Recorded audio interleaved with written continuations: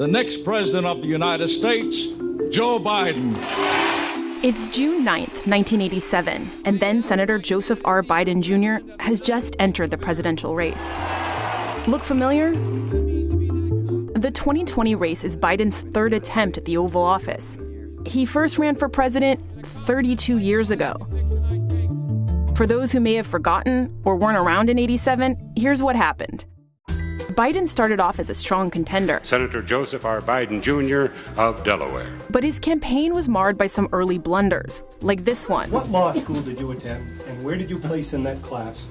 And the other question is... I think I probably have a much higher IQ than you do, I suspect. And he exaggerated his academic record in law school. Went back to law school, and in fact ended up in the top half of my class. And then there were moments like this, repeated later during the campaign. When I marched in the civil rights movement, I marched with tens of thousands of others to change attitudes. But he never actually marched in the civil rights movement at all. Ultimately, it was accusations of plagiarism in his speeches. I did not know that was a Robert Kennedy quote. My mistake. That forced him to drop out of the race. I made some mistakes. After that, Biden stayed in the Senate, ran again in the 2008 race, became the vice presidential nominee, and then the vice president.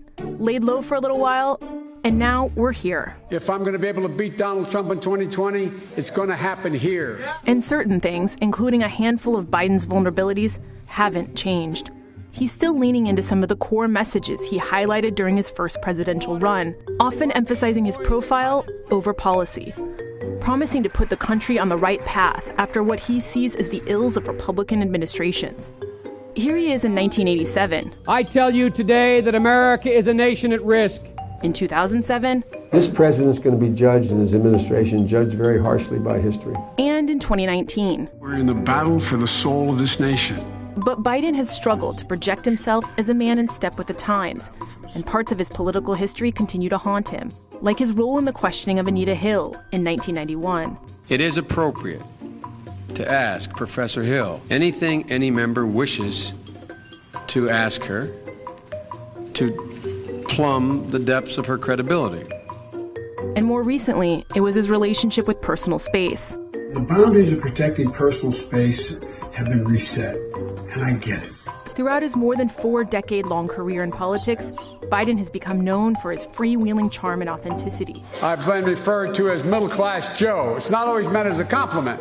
But his candor has also gotten him into some trouble. I've done some dumb things, and I'll do dumb things again. As the Democratic frontrunner, Biden will be under a microscope. The question is whether he can harness the folksy appeal he's become known for without repeating the mistakes of the past.